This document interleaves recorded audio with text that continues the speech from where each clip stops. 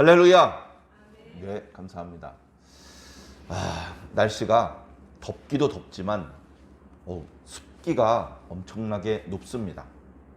그래서 다들 하는 소리가 요즘 이제 카카오톡 문자 메시지로 이렇게 지인들과 인사를 나눌 때 꼭 하는 말이 날씨 무척 무덥네요. 어떻게 잘 지내십니까? 이제 이런 인사를 주로 나누긴 합니다. 온도가 높은 것도 참 힘든데요. 습도가 높은 것은 뜻밖의 정말 힘듭니다.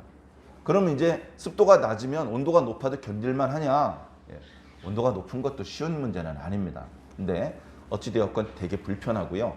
그러다 보니까 조금만 활동을 하려고 그러면 땀이 나고 땀이 잘 마르지 않고 막 팔다리가 끈적끈적하고 이 속옷이 피부에 막 찰싹 달라붙고 그러면 이제 불편하기 때문에 활동을 잘 못합니다. 외출도 잘 못하게 되고 그래서 여러 가지로 불편하고 특히 밤에 주무실 때 편하게들 주무십니까? 요즘에 밤에 이렇게 이야기를 들어보면 잘 못 주무셔요. 잘 못 주무셔. 너무 더워가지고 못 주무시고 또 에어컨을 틀어놓는 집은 밤새도록 틀어놓으면 새벽에 추우니까 타이머를 맞춰 놓습니다. 그래서 시간이 딱 되면 에어컨이 작동을 멈추는데 그때 가족들이 다 깨는 거예요. 갑자기 더워지니까. 그래서 그냥 밤새도록 켰다 껐다 자다 깨다 잠을 많이 설친다고 합니다. 그리고 밤새도록 에어컨을 돌리는 바람에 전기요금이 아까운 생각도 들고 또 막 춥게 자서 또 추워서 잠을 설치고 참 한여름에 여러 가지로 좀 어렵고 불편한 일들이 많으신데 아무쪼록 우리 사랑하는 성도 여러분들은 이것 때문에 몸이 불편해지시지 않으시기를 바랍니다.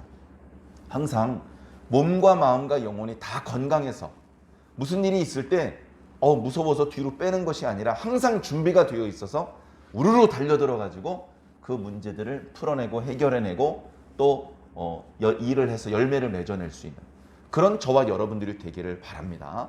저는 항상 그런 상태가 되기 위해서 나름대로는 노력을 하고 있습니다. 참 쉽지는 않습니다. 그러니까 노력을 해야 되죠. 저는 이제 최근에 이런 생각을 많이 했습니다. 중요한 것은 중요한 게 많죠. 저마다 자기가 중요하다고 생각하는 것이 조금씩 다릅니다. 자, 그런데 오늘 이 주일 예배 때 제가 여러분들에게 정말 중요한 것을 말씀드리고 싶은데 그것은 사람입니다. 목사님이면 하나님이 중요하다고 말씀드려야 되죠. 당연히 그런데요. 하나님, 예수님, 성령님 중요한 건 이미 알고 계시니까 그것은 강조하지 않아도 이미 충분히 인지하고 계십니다. 그런데 놓치는 거를 말씀드리는 거예요.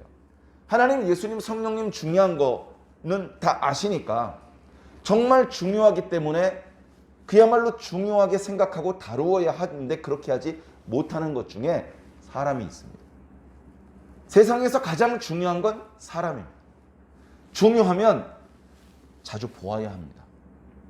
요즘 사람들이요, 사람을 보지 않습니다.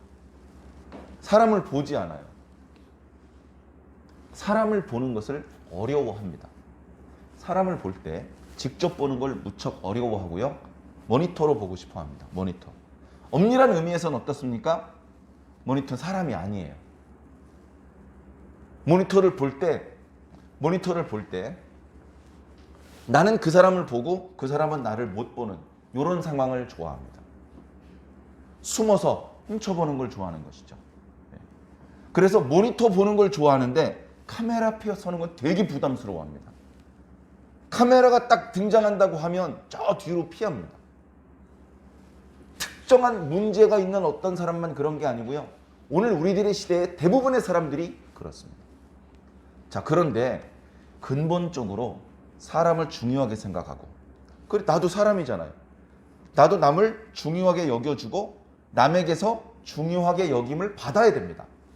나도 옆에 있는 사람을 바라보고 옆에 있는 사람에 의해서 바라봄을 당해야 되죠. 아무도 나를 봐주는 사람이 없어. 아무도 나의 이야기를 들어주는 사람이 없어. 그러면 정말 힘들어지잖아요. 나도 남의 이야기를 듣고 남의 모습을 보고 똑같이 내 모습을 보여주고 내 이야기를 들려주는 것입니다. 그게 사람이 사는 방법이거든요. 근데 요즘 그게 잘 안 됩니다. 옆에 애인을 놔두고서도 채팅을 하고 있습니다. 얼굴을 안 보고. 야, 네 얼굴 보고 싶어? 그러면 갤러리에 있는 다른 데서 찍었던 사진을 보내줍니다. 바로 앞에 앉아 있는데. 사람이 중요합니다. 사람이. 그 사람이 어떤 사람이냐에 따라서 모든 게 달라지는 거예요. 그 사람이 도둑놈이야. 그러면 어떤 사람이 비싼 물건을 들고 가면 훔칠 생각을 하겠죠. 도둑놈이니까. 그죠? 근데 착한 사람이야. 착한 사람 눈에는 비싼 물건 들고 다니는 사람이 잘 안 보여요. 어떤 게 보이냐면 무거운 짐을 들고 가느라고 힘들어하는 사람. 되게 막 겨울철에 쌀쌀한데 얇은 옷을 입고 있는 사람. 무척 배고파 보이는 사람. 이런 사람 눈이 그 착한 사람 눈에 보인다니까요. 그 사람이 어떤 사람이냐에 따라서 전혀 보이는 게 다르고 똑같은 것을 보았는데도 느끼는 게 달라집니다. 똑같은 것을 보았는데도 어떤 사람은 잘 됐어 하고 박수를 치고요. 어떤 사람은 가슴을 치고 통곡하면서 웁니다. 왜 그렇게 같은 사건을 보았는데 다른 반응을 보이느냐? 사람이 다르기 때문에 그래요. 사람이 다르기 때문에. 그래서 좋은 사람이 돼야 됩니다. 어떤 문제를 보았을 때 좋은 반응을 보여주어야 됩니다. 어떤 것이 좋은 반응인지는 다 다릅니다. 웃는 게 좋은 반응이죠. 어떤 사람이 교통사고 나서 고통을 호소하며 비명을 지르며 고통 가운데 신음하고 있는데 웃어봐요. 그건 그 상황에는 어울리지 않는 반응입니다. 그 상황에는 얼굴을 같이 찌푸리며 아이고 힘드시죠? 119 앰뷸런스 불러주세요 하면서 같이 그 고통에 공감하면서 그 사람을 그 고통에서 나올 수 있도록 도와주는 거. 그게 좋은 반응입니다. 코미디언이 막 웃기는 이야기를 하고 있는데 혼자서 상심에 빠져가지고 엉엉 울고 있으면 이건 좋은 반응이 아닙니다. 상황에 맞는 반응이 있죠. 그 반응을 보여줄 수 있는 사람이 좋은 사람입니다. 저는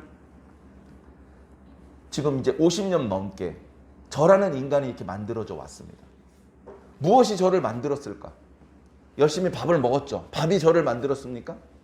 물론 밥이 저를 만들었습니다.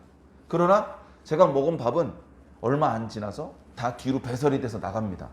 물론 다 나간 건 아니고 몸에 남아있는 것이 있습니다. 에너지로 써서 소모되는 것도 있고 신체의 일부를 구성하는 것도 있습니다. 정말 놀라운 건요. 학자들의 연구에 의하면 우리의 신체는 뼈까지 포함해서 6개월 정도 지나면 완전히 다른 물질로 대체된답니다.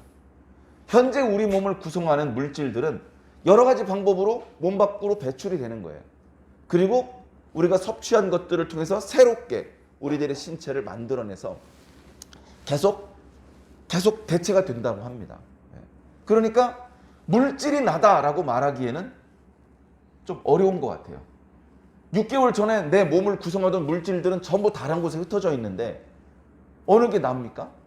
그러니까 물질을 중심으로 생각하는 것은 결코 지혜로운 방법이 아니라는 것이 이미 밝혀져 있습니다. 자, 50년 넘게 내가 이렇게 만들어졌는데 밥을 통해서 만들어진 건 아닌 것 같고요. 뭔가 내가 지금 어떤 생각을 하고 어떤 언어를 쓰고 어떤 사상을 가지고 있고 어떤 종교를 가지고 있고 그것이 진정한 나의 모습인 것 같습니다. 그래서 지금 제가 이렇게 만들어져 있는데 이런 제가 주변을 바라봅니다. 제가 만들어져 있는 저만의 잣대로 저만의 안경을 쓰고 세상을 바라보겠죠. 그러면 저만의 방법으로 그 주변에서 펼쳐진 일들을 이해하고 그 의미를 해석할 것입니다. 그렇기 때문에 똑같은 것을 보았지만 다른 사람이 느끼고 이해한 것과 제가 느끼고 이해한 것은 조금 다를 수 있습니다. 그래서 내가 좀 더 잘 느끼고 좀 더 건강하게 해석할 수 있을 때 제가 좀 더 좋은 사람이고 건강한 사람일 수 있겠죠. 최근에 있었던 일을 몇 가지 말씀드려 보겠습니다. 지금 거의 끝나갔다고들 말하지만 아직 조심스러워서 저는 지금 마스크를 쓰고 있는데요. 코로나19가 2년 넘게 대한민국과 아니 전 세계를 강타했습니다. 그것 때문에 사람들이 정상적으로 활동하기 어려워졌습니다. 마스크를 쓰는 것은 물론이거니와 정상적으로 직장 생활, 학교 생활, 여가 생활 할 수 없었습니다. 여행업은 직격탄을 맞아서 거의 대부분 문을 닫았습니다. 항공업계도 많은 직원들이 직장을 잃었다고 합니다. 상황이 한두 달도 아니고 2년을 그렇게 전 세계를 강타했었기 때문에. 자, 그런 사건을 저 인간 김은상이 보았습니다. 뭐 라디오로 듣고 TV로 보고 여러 가지 방법으로 그것과 관련된 소식을 들었죠. 그 여러 가지 이야기들을 제 속에서 이해하고 해석을 합니다. 그러면서 제가 깨달은 게 있어요. 별거 아닙니다. 근데 제가 아주 중요하게 새삼스럽게 느낀 게 있어요. 그건 뭐냐면 이 병은 바이러스에 감염이 되면 걸리는 거예요. 그러면 바이러스에 감염이 안 돼야 돼요. 그렇죠? 그래서 손도 씻고 마스크도 쓰고 사람들이 많이 모인 곳엔 잘 안 가고, 심지어 작년 재작년에는 예배 드릴 때 교회에서 좌석수의 20%만 출입할 수 있습니다. 이런 기준, 이런 엉터리 같은 기준도 만들고 그랬잖아요. 다 위헌으로 결론이 났지만 그때 당시 그랬습니다. 자, 그런데 아무리 조심을 해도 한 5초 정도 방심을 했습니다. 5초 정도 방심을 했어요. 감염이 될까요, 안 될까요? 23시간 59분 55초 조심한 건 아무 소용이 없어져요. 5초 방심해서 그 5초 만에 감염되잖아요. 얼른 다시 마스크를 써도요, 이미 틀렸어요. 이미 바이러스는 들어왔고, 스파이크 세포가 우리 비강의 상피세포에 말뚝을 박아버렸어요. 그 코로나19 바이러스의 유전자가 우리 몸속에 벌써 퍼져나갔고요. 우리 몸속 세포에서 벌써 또 다른 세포로 퍼지고 있어요. 단 5초 방심한 건데 얼른 다시 마스크를 썼는데 그 이후에 계속 손을 씻었는데 소용없어요. 이미 감염된 겁니다. 다시 말해서 코로나19에 감염되지 않으려면 방심하는 순간이 1초도 있어서는 안 됩니다. 완벽하게 모든 상황 속에서 보호막을 치고 살아야 되는 것이죠. 무슨 말인지 아시겠습니까? 이 감염병을 예방하기 위해서는 한순간도 방심하면 안 되겠구나. 저는 그거를 뼈저리게 느꼈습니다. 그러면서 동시에 이런 걸 느꼈어요. 코로나19 감염되는 문제를 바라보면서 우리 신앙도 마찬가지구나. 우리 신앙도 마찬가지야. 교회 와서 정장 입고 예배 시간 일찍 와가지고 집중해서 예배 잘 드렸어요. 근데 문 열고 나가면서 방심해버렸어. 마귀가 쑥 들어와버렸어요. 조금 전에 예배를 집중해서 잘 드린 거 아무 소용없습니다. 아무 소용없습니다. 50년 동안 한 번도 하나님 앞에 범죄하지 않았어도 51년째 되는 애 방심했어요. 그 사람이 어떻게 변할지 알 수가 없습니다. 그 사람이 그동안 평생 자신의 신앙을 부정하고 예수 그리스도를 욕하는 사람이 될지 아무도 짐작할 수 없습니다. 신앙생활은 주일날 교회 오신 것으로 끝나는 게 아닙니다. 주일날 불과 예배 시간 1시간 남짓 예배 드리는 게 전부가 아닙니다. 어찌 보면 예배 끝나고 문 열고 나가면서 진짜 전쟁이 시작되는 겁니다. 물론 예배 시간에도 전쟁입니다. 어떤 전쟁이에요? 잡생각과의 전쟁해야 되죠. 잠과의 전쟁해야 되죠. 예배 시간도 전쟁이에요. 문 열고 나가면요. 더 혹독한 전쟁입니다. 아무도 도와주지 않는 나 혼자 싸워야 되는 아주 힘든 전쟁이 기다리고 있고요. 그 전쟁에서 전사하지 않고 살아남기 위해서 에너지를 보충받는 시간이 어떻게 보면 지금 이 예배 시간인지도 모릅니다. 이런 영적인 상황에 대해서 더 알게 되는 거예요. 신앙은 일요일만 하는 게 아니구나. 일주일 내내, 1년 365일 내내 해야 되는구나. 일요일날 마스크 쓰고 평일날 마스크 벗고 다니면 코로나 이길 수 있을까요? 일요일날 분명히 썼는데 어떻게 코로나에 감염될 수 있죠? 평일날 안 썼잖아요. 그죠? 주일날 예배 드리고 평일날 예배를 안 드렸어요. 주일날 기도했는데 평일날 기도 안 했어요. 주일날 성경을 읽었는데 평일날 안 읽었어. 그리고 나서 믿음이 성장하고 내 영혼이 하나님 나라에 점점 가까워지길 기대한다면 뭔가 좀 병원에 가보셔야 되는 게 아닌가 싶습니다. 저는 코로나19의 상황을 보면서 50년 동안 만들어진 저는 그런 것들을 생각해냈습니다. 자, 어제는 이런 일이 있었어요. 제가 저희 지역의 몇몇 분들과 함께 독서 동아리 활동을 합니다. 그래서 이제 지원을 받기도 하는데요. 그렇게 지원받고 있는 여러 동아리의 리더들이 모여서 그 리더십 워크숍을 했습니다. 전라남도 광주시에서 워크숍이 열린다고 해서 어저께 방문을 했고요. 거기서 이제 한 2시간 동안 여러 가지 프로그램을 했습니다. 여러 가지 프로그램 중에서 지금 아주 인상적으로 기억 잡는 게 있어요. 자, 그 프로그램 중에서 비경쟁 독서 토론이라는 프로그램이 있었는데 뭘 결론을 내는 게 아니라 질문을 만들어내는 그런 순서가 있었습니다. 그래서 조를 나누어서 각 조별로 이제 질문을 만드는 거예요. 그리고 그 질문과 관련된 이야기를 하면서 또 다른 질문을 만들고 또 다른 질문을 만들고 그래서 조별로 질문을 3가지 정도 나누었습니다. 만들어 보았습니다. 결론을 찾아낸 건 아닙니다. 그냥 각자의 생각을 나누었고 그것이 공통분모를 모아서 질문을 만들었죠. 그리고 그 시간이 끝날 때쯤에 각 조에서 만든 질문들을 발표하는 시간을 가졌는데요. 저희 조에서 만든 질문은 아니었지만 우리 옆에 테이블에서 만든 옆에 조에서 만든 질문이었지만 제 인상에 강하게 뇌리에 남는 그런 질문이 있어요. 그 질문은 뭐냐면 이런 거예요. 나는 진정한 어른인가? 나는 진정한 어른인가? 이런 질문을 저 옆에 쪽에서 만든 거예요. 정말 대단하다는 생각이 들었습니다. 나는 진정한 어른인가? 제가 평소에 늘 고민하는 겁니다. 그리고 몇 주 전 주일 예배 시간을 통해서도 상당히 심도 있게 말씀을 드렸던 기억이 납니다. 그날 말씀을 통해서 어른에 대한 모든 것을 다 말씀드렸다? 아마 그건 아닐 겁니다. 더 많이 생각해야 되고 더 많이 고민해야 되고 씨름해야 되는 주제인지도 모릅니다. 그러나 저는 옆에 쪽에서 그런 질문을 만들었다고 발표하는 걸 들으면서 어떤 생각을 하셨느냐. 나만 그런 게 아니고 우리 시대의 대부분의 사람들이 어른이 필요하다고 공감하고 있구나.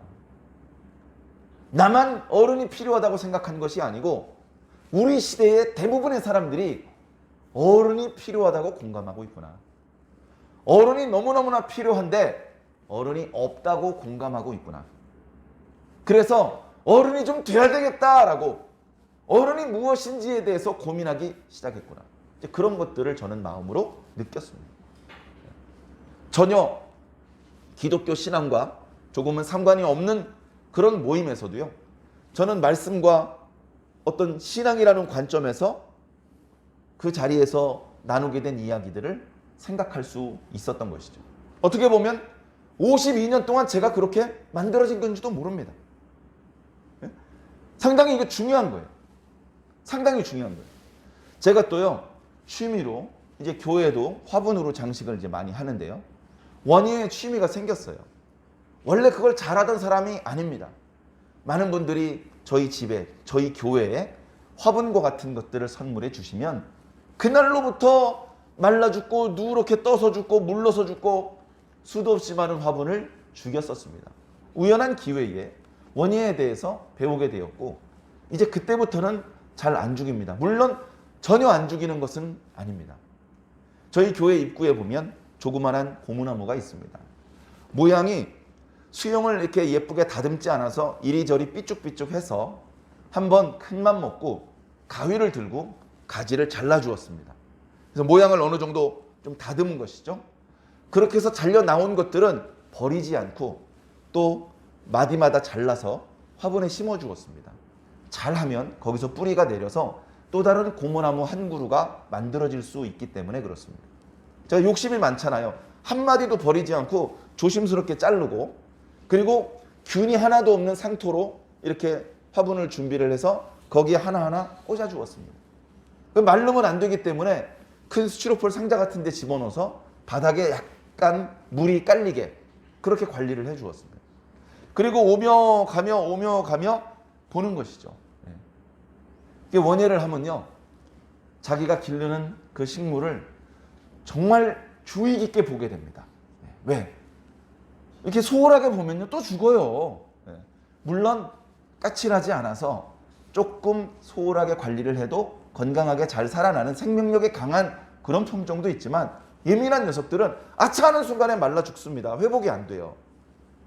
그렇기 때문에 이제 유념해서 보는데요, 그렇게 유념해서 본다고 봤는데도 불구하고 8개 중에 7개가 죽었습니다. 예? 그 자른 가지를 마디마디 잘라서 화분에 꽂아가지고 조그마한 화분을 8개를 만들어 놓았다고요. 7개를 만들어 놓았습니다. 7개. 7개 중에 하나 살아남고 다 죽었어요. 그 별거 아닌 화분이 죽을 때 제 마음이 얼마나 아팠는지 모릅니다.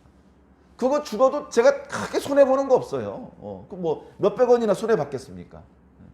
근데 제 마음은 보통 아픈 게 아니에요. 그리고 하나가 살아남았어요. 하나가. 요즘 뒤쪽 방에 있습니다. 하나가 살아남았어요. 얼마나 고마운지 몰라요. 얼마나 대견한지 모릅니다. 다 잎이 누래졌고 잎이 떨어졌고 검은색을 띠면서 물러 죽었는데, 그거 하나가 아주 잎이 짱짱하고 새순이 올라오고 있어요. 얼마나 고마운지 모릅니다. 올 때마다, 교회 올 때마다 보고 딱 정해진 날짜에 물을 주기 위해서 아주 신경을 쓰고 있습니다. 자, 그렇게 취미로 원예를 하면서 또 느낀 게 있어요. 사람은 그냥 보고 듣는 걸로 끝나면 안 돼. 그 보고 들은 것을 통해서 전혀 새로운 의미를 깨달을 수 있어야 돼.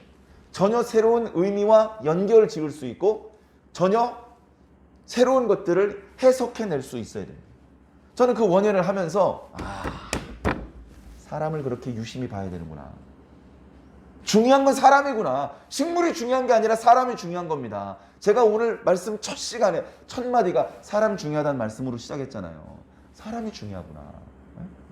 식물 위아래로 들여다보고 화분 밑에 보고 흙 젖었는지 말랐는지 만져보고, 그럴 정성으로 사람을 쳐다보면 상처받고 소외감 느끼고 뭐 이렇게 자폐증에 걸리고 이런 사람 하나도 없겠구나. 중요한 건 사람이구나. 물론 사람만 볼 수는 없습니다. 공부해야 될 때는 책을 봐야 됩니다.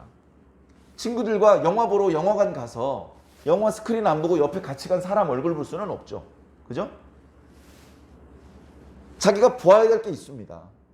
그런데 그거 보고 옆에 있는 사람 보고, 쉬는 시간에 옆에 있는 사람을 봐야 돼요. 쉬는 시간에도 안 보는 사람들은요, 군중 속의 외톨이입니다. 매우 불행하게 사는 것이죠. 그래서 저는 새삼스럽게 사람이 중요하다는 것을 마음속으로 느끼고 있습니다. 미국의 사회학자 버지니아 사티어라는 분이 있는데요. 여자분입니다. 그분이 가정의 회복, 가정의 화목을 위해서 많은 교육과 연구를 하셨는데, 그분이 하셨던 말 중에 아주 인상적인 말 중에 이런 말이 있습니다. 가정은 인간을 만드는 공장이다. 그 말이 약간 좀 차갑게 느껴지기도 하는데 생각할수록 공감이 되는 거예요. 가정은 인간을 만드는 공장이다. 책도 책을 만드는 공장이 있겠죠? 책을 만드는 재료인 종이를 만드는 공장이 있겠죠. 공장에서 많은 것들을 만듭니다. 물론 쌀이나 나무를, 물고기를 공장에서 만드는 건 아니지만 그 물고기를 재료로 통조림을 만드는 공장도 있고 다양한 공장들에서 만드는 게 있죠. 인간은요, 가정에서 만들어져요. 인간은 엄마하고 아빠가 결혼해야 됩니다. 생물학적으로 인간이 출생해야 돼요. 근데 그건 끝이 아니고 시작이에요. 그렇게 태어난 아이가 엄마 아빠의 사랑을 받습니다. 엄마 아빠의 목소리를 듣습니다. 그래서 엄마 아빠 모유도 먹고 이유식도 먹고 기저귀도 갈아주고 엄마 아빠 손잡고 엄마 아빠를 통해서 언어도 배우고 엄마 아빠를 통해서 성격도 배우고 엄마 아빠를 통해서 인격도 배우고, 그렇게 해서 인간이 만들어지는 거예요. 인간이 만들어지는 데는요, 적게는 20년, 길게는 50년 이상 걸린답니다. 그러니까 그 기간 동안 가정을 떠나서 혼자 있으면 정상적인 인간으로 완성될 수가 없는 거죠. 그죠? 그저 생물학적으로 유전자를 받았고 그래가지고 단백질, 영양소를 섭취를 해가지고 성장을 한다고 그게 진짜 인간다운 인간이냐? 그렇지 않다는 것입니다. 저는 그 이야기를 듣고 또 이렇게 해석을 했습니다. 그래, 맞아. 가정을 하나님께서 창조하셨지. 가정을 통해서 한 남자와 한 여자가 결혼을 해서 생물학적으로 거기서 자녀가 출생되고 단순히 태어난 것으로 끝나는 것이 아니라 출산한 이후에도 엄마 아빠는 그 자녀가 사람다운 사람이 되게 하기 위해서 정말 혼신의 노력을 다하는구나. 그런데 하나님께서는 가정만 만드신 것이 아니고 교회도 만드셨다. 교회도 인간을 만드는 중요한 도구로 하나님께서 사용하신다. 물론 구약시대에는 교회를 창조하셨다고 말씀드리기에는 좀 어렵습니다. 그보다는 민족, 그보다는 국가를 하나님께서 만드셨죠. 그래서 민족 전체가 하나님의 신앙 공동체였고 국가 전체가 하나님의 신앙 공동체였습니다. 오늘날은 그렇게 국가 단위로 민족 단위로 신앙 공동체라고 말하기 어렵고요. 오늘 우리들이 피부로 잘 이렇게 느끼시는 것처럼 교회 단위로 신앙 공동체를 이루어서 신앙을 하고 있습니다. 교회는 필요 없어. 뭐 교회 말고도 또 다른 종교도 있어. 뭐 이렇게 말씀하시는 분, 그렇게 해석하시는 분들도 분명히 있을 것입니다. 저와는 다르게 만들어진 인간이기 때문에 다른 해석을 할 수밖에 없겠죠. 그러나 상당히 많은 부분 저와 똑같은 해석을 하는 분들도 있는 줄로 믿습니다. 가정 못지않게 교회야말로 인간을 인간답게 만들어주는 곳이다. 교회를 떠나서 자기 스스로 인간이 될 수 있을까? 엄마 아빠가 결혼을 해서 아이를 낳았습니다. 아이가 아주 어렸을 때 아이를 잃어버렸어요. 아이가 숲속에서 늑대 손에 의해서 유인원, 원숭이 이런 그 동물들에 의해서 데려갔어요. 그 동물들의 방식으로 이렇게 성장할 수 있어요. 그렇게 해서 나중에 발견된 경우가 종종 있지 않습니까? 그래, 아무리 인간을 만들려고 해도 인간이 안 돼요. 그냥 짐승으로 살길 원하고 짐승으로 그렇게 살다가 아주 어린 나이에 죽습니다. 원숭이의 손에 이끌려서 사는 그 아이는요, 원숭이의 수명 정도 살다가 죽는 거예요. 무시무시합니다. 그냥 인간의 유전자를 가지고 태어난 것만 가지고는 인간이 될 수가 없어요. 부모와 함께 그리고 신앙 공동체 안에서 정상적인 사랑과 또는 훈육을 받으면서 가르침을 받으면서 어떤 모범적인 모습들을 보면서 거기에 참여하면서 그러면서 인간이 되는 것입니다. 그렇게 생각을 하니까 내가 지금 이 모습의 인간이 된 게 얼마나 감사한지 모릅니다. 저는 지식이 그렇게 깊지 못합니다. 돈이 많지도 못합니다. 인물이 그렇게 잘난 것도 아닙니다. 좋게 말해서 보통 사람입니다. 그런데 겉으로 보이지 않는 어떤 인간적인 잣대로 이렇게 측정해내기 어려운 그 영적인 부분에 있어서는 너무나 하나님께 큰 특별한 혜택을 받았어요. 세상에서도요, 특혜라고 합니다. 특혜. 저 사람은 왜 이렇게 짧은 시간 동안에 큰 부자가 되었지? 저 사람은 나이도 젊은데 왜 이렇게 고속 승진을 했지?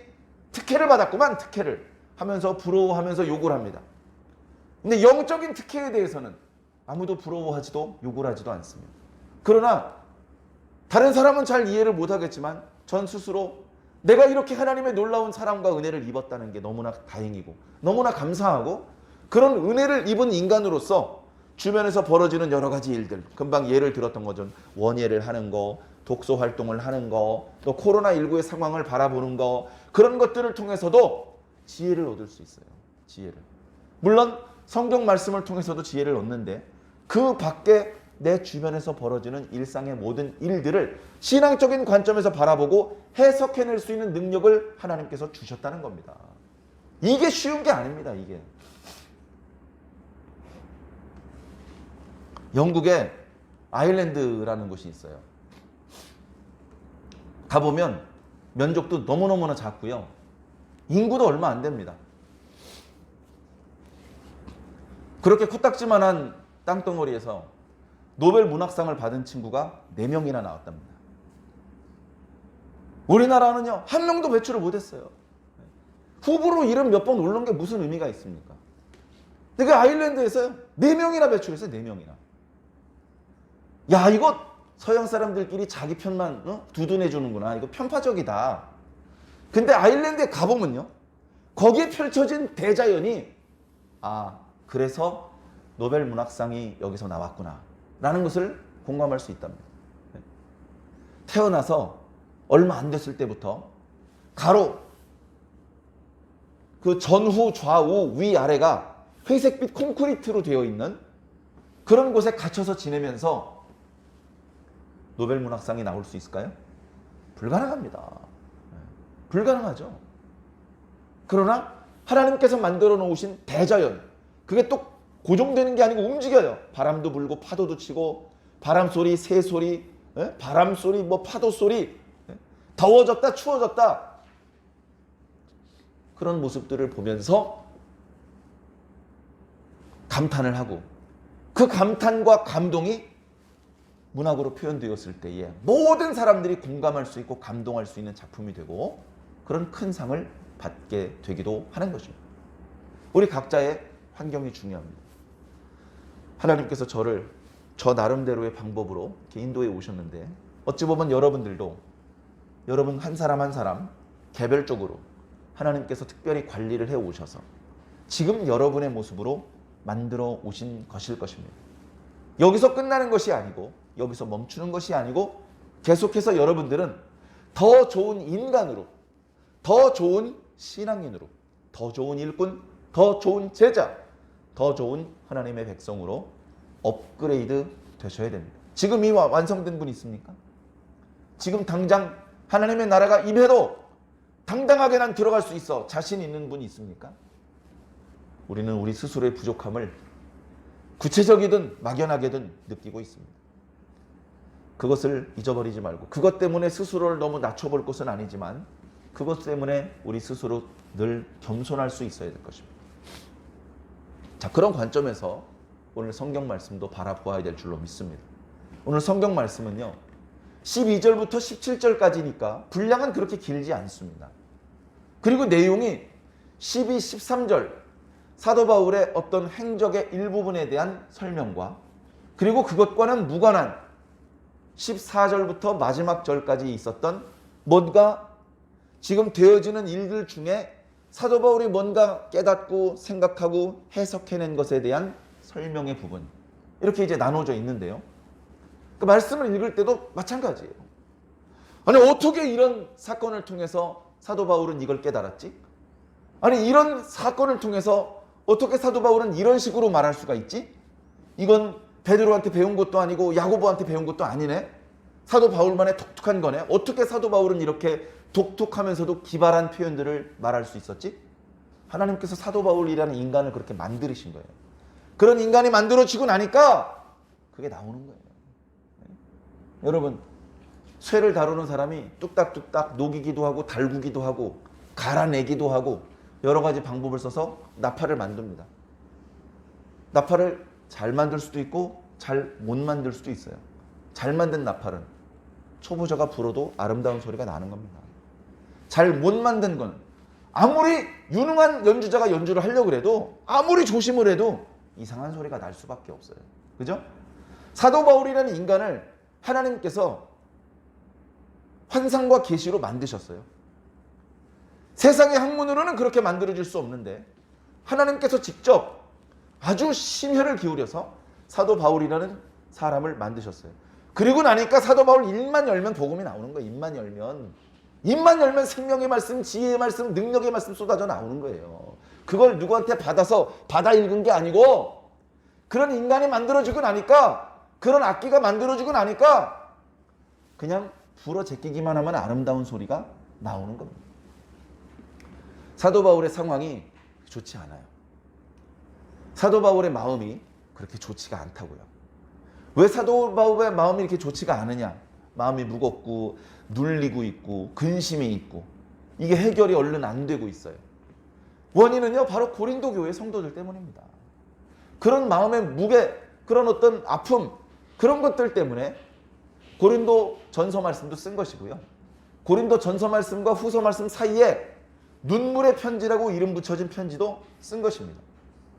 눈물의 편지라는 것은 오늘날 그 기록이 남겨져 있지는 않습니다.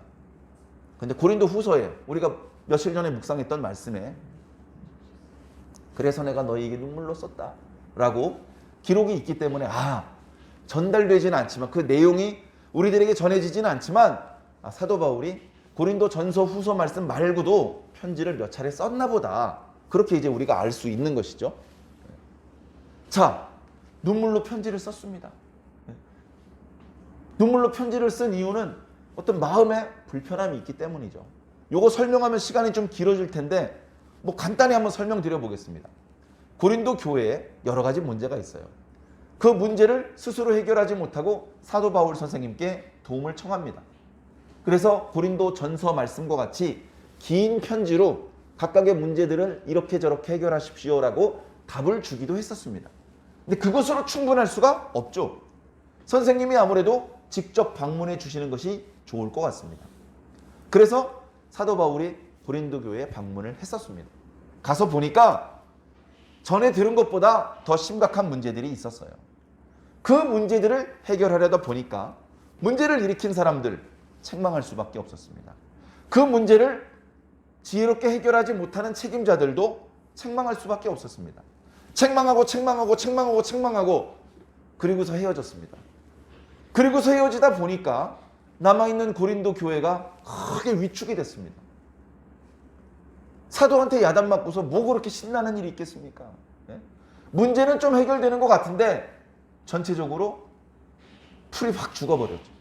그리고 그렇게 살아가는 성도들 축복해주고 오고 싶었는데 사실은 책망만 해주고 떠날 수밖에 없었던 사도 바울이 에베소에 도착을 해서 마음에 큰 불편이 있습니다.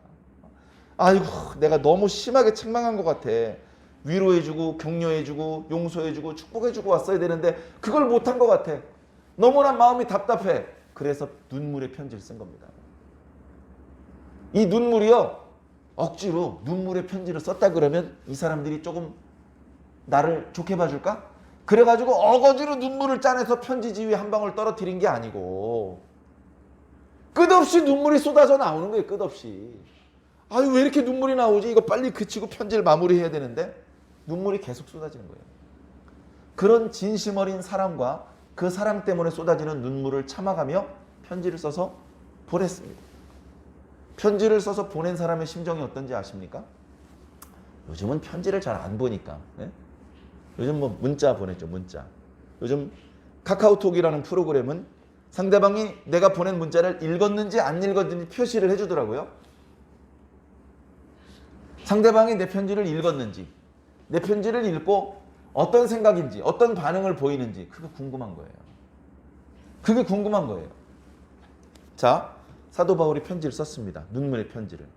그걸 사도 바울을 옆에서 도와주는 사람 중에서 누구죠? 오늘 말씀에 보니까 디도에게 줬어요. 디도. 저 뒤에 나중에 디도서라는 말씀도 있죠? 자, 디도라는 사람한테 줬습니다. 디도가 사도 바울의 편지를 받았어요. 눈물의 편지입니다. 그걸 들고 어디로 갔겠습니까? 고린도로 갔겠죠. 고린도 교회 성도들한테 쓴 편지니까. 그래서 고린도에 가서 그 편지를 꺼냈을 것입니다. 성도들이 다 있는데 그걸 읽었겠죠? 그러면 그 편지를 읽고 고린도 교회 성도들이 어떤 반응을 보였는지 누가 알까요? 디도가 아는 거예요. 디도가. 그래, 거기서 편지를 전달해 주고 사람들의 반응을 목격을 하고 디도가 바울에게 돌아오는 겁니다. 고린도 교회 성도들이 올 수는 없잖아요. 디도가 돌아오는 거예요. 그래서 고린도 교회 소식을 빨리 알아보려고 에베소에서 드로아로 옮깁니다. 북쪽으로.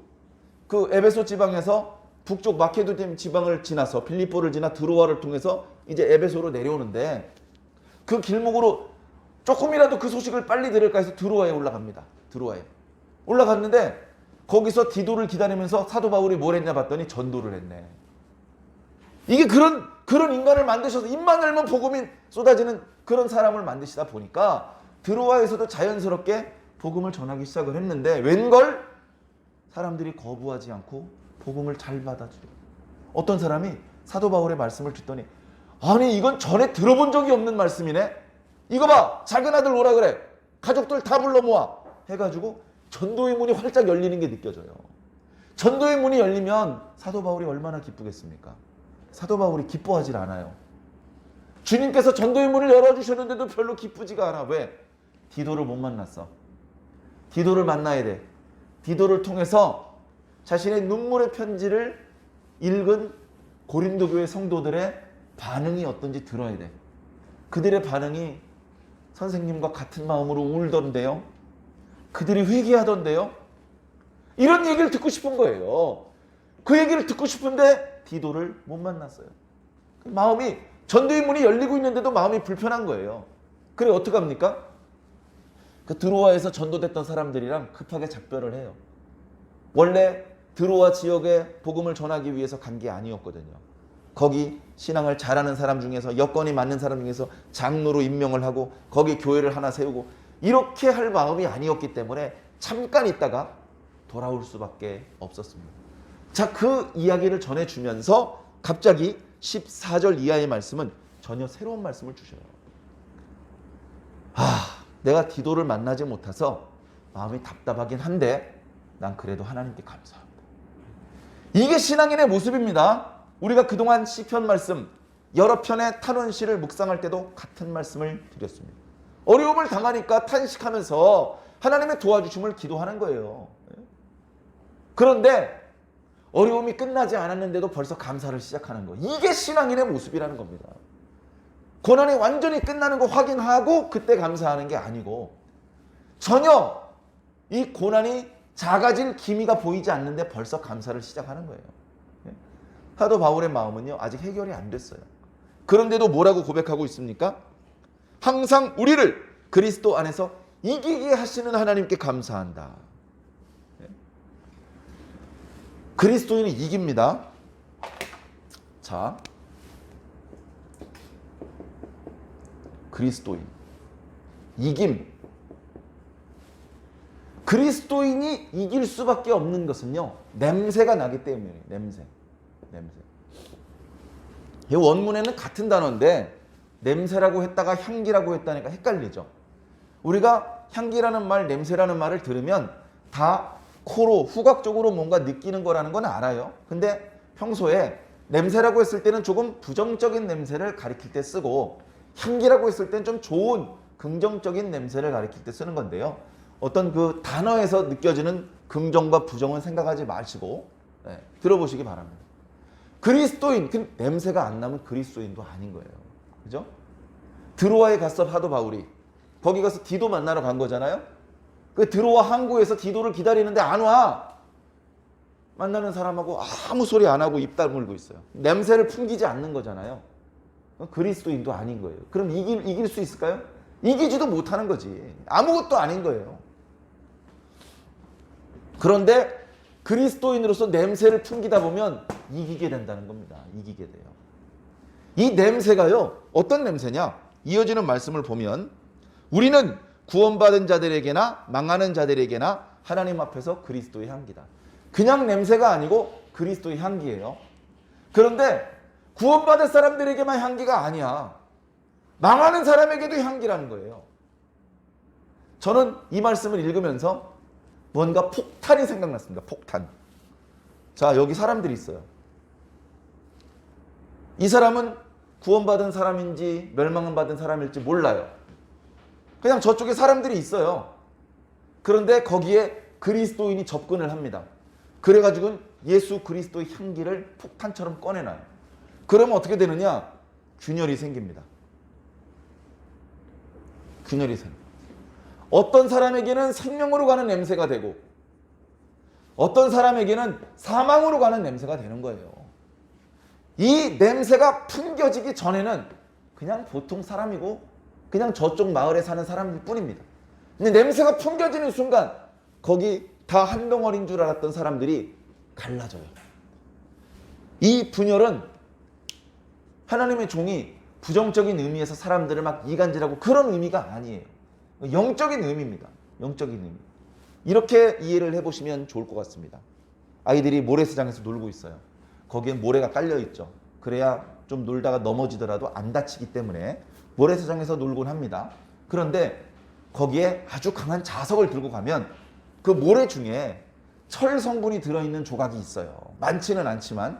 그럼 거기 모래에다가 자력이 아주 강한 자석을 푹 담그면 다시 그 자석을 뺐을 때 그 알갱이, 조그만한 알갱이 속에 철 성분이 들어있는 모래 알갱이는 전부 자석에 달라붙겠죠. 그러면 그 자석 때문에 원래는 다 모래였는데 철 성분이 들어있는 모래와 그런 것이 없는 모래가 분리가 되잖아요. 분리가 일어난단 말이에요. 분리가 일어나는 거예요. 복음을 전파하면 다 구원받는 게 아니라는 겁니다. 제가 지금 그림은 대충 동그라미를 반 정도로 나누었지만 실제로는 생명에 이르는 냄새로 역사되는, 다시 말해서 이 복음을 통해서 구원받게 되는 사람은 오히려 많지 않습니다. 눈곱만큼 하기에는 좀 모양새가 그래서 지금 이렇게 표현을 했는데요. 자, 그래서 이 냄새, 복음이죠, 복음. 그리스도인들을 통해서 복음이 전파되게 하시는 겁니다. 사도 바울이라는 인간을 통해서 복음이 전파되게 하시는 거예요. 그거를 잘할 수 있는 인간으로 하나님께서 오랫동안 만들어 오신 거예요. 이제 사도 바울은 가면 무슨 목적으로 갔든, 놀러 갔든, 전도하러 갔든, 병 고치러 갔든 거기서 복음을 전하게 되는 겁니다. 그러면 그 복음을 듣는 사람 중에서 어떤 사람은 더 사망으로 가까이 달려가고, 왜? 복음을 통한 하나님의 방법, 말씀이라고 하는 관점, 이걸 거부하기 때문에. 말씀이라고 하는 관점에서 세상을 바라봐야 되는데 그 방법을 거절하는 사람들은 더 생명으로 가까이 가는 것이고요. 이 복음을 만나기 이전보다. 그리고 어떤 사람들은 말씀이라고 하는 관점을 받아들여요. 아, 그렇게 해석하는 방법도 있네요. 그렇게 이해하는 방법도 있네요. 그게 더 지혜로운 방법 같네요. 그래서 그 방법으로 말씀을 받아들여서 이제는 말씀이라는 방법으로 세상을 바라보고, 그래서 좋은 건 줄 알았더니 이거 못된 것이구나 하고 못된 것을 피하고 좋은 것을 찾아갈 수 있기 때문에 생명에 더 가까워지는 이런 일이 벌어지게 되는 것입니다. 이어지는 말씀들이 이제 그런 내용들이죠.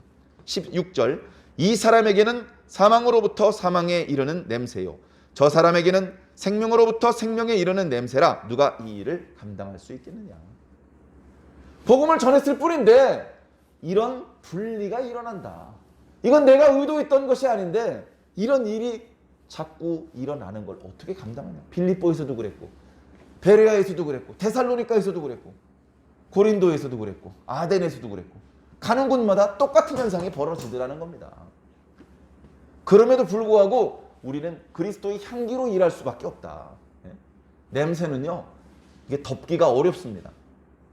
생선이 상하지 않게 하려고 얼음이나 소금으로 이렇게 해가지고 스티로폴 상자 안에다 넣어놓습니다. 그리고 이제 뚜껑을 덮고 테이프로 감아요. 그렇게 했는데도요, 비린내가 나요. 냄새는 완전히 닿는 게 쉽지가 않습니다. 그와 마찬가지로 내가 그리스도인으로 만들어졌다면 내 입술을 통해서, 내 살아가는 모습을 통해서, 나의 일상 모습을 통해서 결국은 그리스도의 향기가 드러날 수밖에 없습니다. 등불에 어렵게 불 붙여놓고서 뚜껑 씌워놓을 일 있냐? 그러려고 불 붙여놓은 건 아니잖아요. 어떻게 합니까? 등경 위에 달아놓는 거예요. 그럼 모든 사람이 그 빛을 보게 하는 거예요. 어두울 때. 여기 부딪히지 말고, 여기 바닥이 울퉁불퉁하니까 넘어지지 말고 잘 보고 안전하게 지나가시오. 불을 밝혀놓는 이유가 그것입니다. 그처럼 너희는 세상의 빛이라는 겁니다. 너희는 세상의 소금이라는 겁니다. 빛이 빛을 발하지 않고 소금이 맛을 잃어버리면 아무짝에도 쓸모없죠. 사도가 냄새를 안 풍겨, 그리스도의 향기가 안 드러나, 그래가지고 그 주변에 있는 사람이 이런 분리가 안 일어나, 생명으로 다가오는 사람이 안 생겨. 사도도 아니고 그리스도인도 아니고 아무것도 아닌 것이죠. 일상에서 벌어지는 이런 현상들을 통해서 말씀과 하나님의 관점에서 이해할 수 있는 그런 힘이 오늘 저와 여러분들에게도 필요한 줄로 믿습니다. 17절에 보니까 우리는 수많은 사람처럼 하나님의 말씀을 혼잡하게 하는 것이 아니다. 아하, 말씀을 혼잡하게 하는 사람들이 있구나. 이 사람들도 무엇을 취급하는 사람이냐? 말씀을 취급하는 사람이야. 예수님을 취급하는 사람이야. 복음을 취급하는 사람이야. 사도 바울하고는 근데 좀 달라. 뭐가 다르냐? 혼잡하게 해, 혼잡하게. 말씀을 있는 그대로 전파하지 않고 뭐 이렇게 혼합된 게 많아요. 혼합된 게 많아. 뭔가 말씀을 혼잡하게 한다는 표현 자체가 별로 긍정적이질 않습니다. 그게 좋은 거라면 사도 바울도 부지런히 혼합하고 다녀야죠. 근데 뭐라고 말합니까? 나는 그들과 달라. 나는 순전해. 하나님께 받은 그대로 선포하는 거야. 이렇게 자랑하고 있습니다. 그런 걸 보니 우리가 말씀을 선포할 때는 이것저것 뒤섞어서 비빔밥을 만들어서 선포할 것이 아니라 하나님께 받은 그대로 순전하게 순도 높은 상태에서 선포를 해야 되는구나. 왜 그렇게 해야 되느냐? 그렇게 말씀을 있는 그대로 던져야 이런 변화가 일어난다. 저런 것 비빔밥을 만들어서 던지잖아요. 분리가 안 일어나요. 변화가 안 일어나요.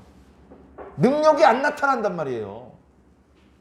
그런데 말씀을 들은 대로 전파하면 능력이 나타난단 말입니다. 능력이. 사도 바울의 다른 글에는 이런 표현이 말씀이 있습니다. 하나님의 나라는 말의 아름다움에 있는 것이 아니고 능력에 있다. 아무리 멋지게 표현해도 병자가 고쳐지지 않고 죄인이 천국 백성이 되지 못하면 그거 뭐야? 아무것도 아니잖아요. 말이 안 되는 것 같고 표현이 어눌한 것 같고 다듬어지지 못한 것 같아도 하나님께 받은 말씀 그대로 선포됐을 때 능력이 나타나는 겁니다. 사랑하는 성도 여러분, 저와 여러분들이 이제 그런 인간이 되어야 됩니다. 순도가 더 높아져야 돼요. 순도가. 스피커도요, 싸구려 스피커는요, 아주 그 맑은 소리를 전달을 못해요. 재생을 못해. 그죠? 모니터도 흑백 모니터를 쓰면요, 아무리 좋은 화질의 화면을 보내도 흑백으로 나올 뿐이에요. 모니터가 후지면 선명하게 트루컬러가 재생이 안 됩니다. 우리가 업그레이드 돼야 돼요. 하나님의 뜻을 더 잘 드러낼 수 있는, 하나님의 냄새를 더 잘 풍겨낼 수 있는, 불순물을 섞지 않고 있는 그대로 하나님께 받아서 그것을 빛의 형태가 됐든 소금의 형태가 됐든 냄새의 형태가 됐든 주변에 뿜어낼 수 있어야 됩니다. 그렇게 할 때에 우리 주변에서 능력이 일어나는 겁니다. 변화가 나타나는 겁니다. 하나님께서 그리고 예수님께서 오늘 우리 시대에 누가 세상적인 방법이 아니라 하나님의 말씀의 관점에서 세상을 바라보고 해석하고 이해할 수 있는, 그리고 하나님께 받은 것을 그대로 빛과 소금 그리고 냄새의 형태로 드러날 수 있을지, 하나님의 능력을 보여줄 수 있을지 하나님께서는 찾고 계십니다. 사랑하는 성도 여러분, 그건 목사님들이 하시면 되죠. 공부만 하는 신학교의 석 박사들이 하면 되는 거 아니겠습니까? 아닙니다. 바로 여러분들이 해야 됩니다. 헌금은요, 부자가 하는 게 아니더라고요. 여러분도 아시죠? 헌금은 부자가 하는 게 아니더라고요. 전도는 공부를 많이 하고 성경 암송을 많이 하고 외국어 공부를 열심히 한 사람들이 하는 게 아니더라고요. 외국어를 몰라도 성경 말씀을 많이 몰라도 가슴이 뜨거운 사람이 선교를 하더라고요. 가슴이 뜨거운 사람이 헌금을 하더라고요. 가슴이 뜨거운 사람이 순교하더라고요. 사랑하는 성도 여러분, 세상 바라보지 말고 주님을 바라보시기 바랍니다. 그리고 옆에 있는 사람을 바라보시기 바랍니다. 좋은 말을 들려주고 좋은 모습을 보여주시기 바랍니다. 옆에 있는 사람, 야 임마 너도 좋은 말 좀 해봐. 너도 임마 좋은 모습 좀 보여줘봐. 요구해봤자 잘 안 돼요. 그건 너무 강요하지 마시고 그들이 어떤 식으로 자신에게 반응을 보이든지 상관없이 우리는 우리의 냄새를 풍겨야 됩니다. 우리는 우리의 맛을 알려줘야 됩니다. 그렇게 할 수 있는 저와 여러분, 그리고 우리 완주 중앙교회가 꼭 되기를 주의 이름으로 간절히 축원합니다.